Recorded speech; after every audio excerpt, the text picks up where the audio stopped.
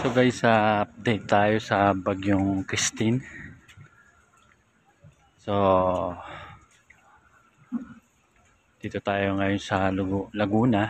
So ito guys, update sa lagay ng ating panahon ngayon at sa binabantayan nating si bagyong si Christine. Lumakas pa ng bahagya si bagyong Christine habang ito ay nasa Philippine Sea, silangan ng Bicol Region. Huling namataan ang sentro ni bagyong Christine sa layong 390 kilometers silangan ng Daet, Camarines Norte.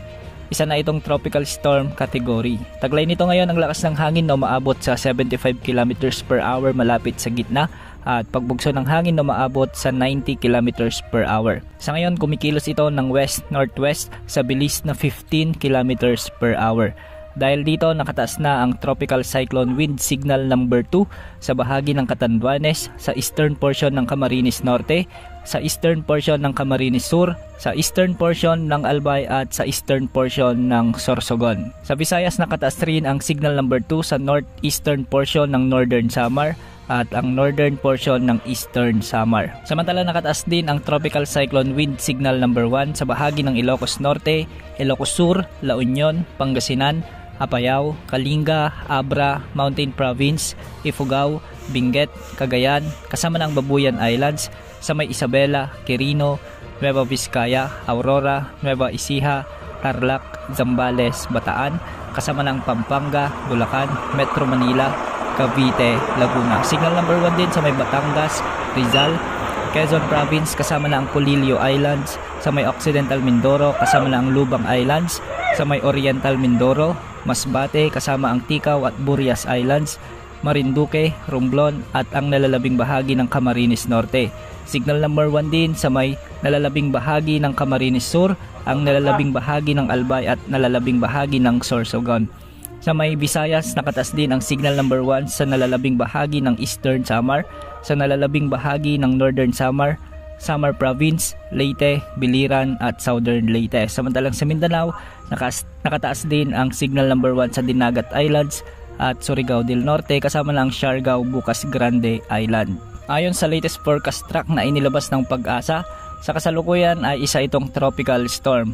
Posibleng lumakas ito ng severe tropical storm bago maglandfall sa bahagi ng Isabela, Aurora o di kaya naman ay bababa ang track nito sa bahagi ng Quezon Province. Sa mga lalawigang ito, mag-antabay sa mga susunod na updates dahil marami pang pagbabago sa track ni bagyong Christine. Posibleng bumaba o umakyat ang track nito.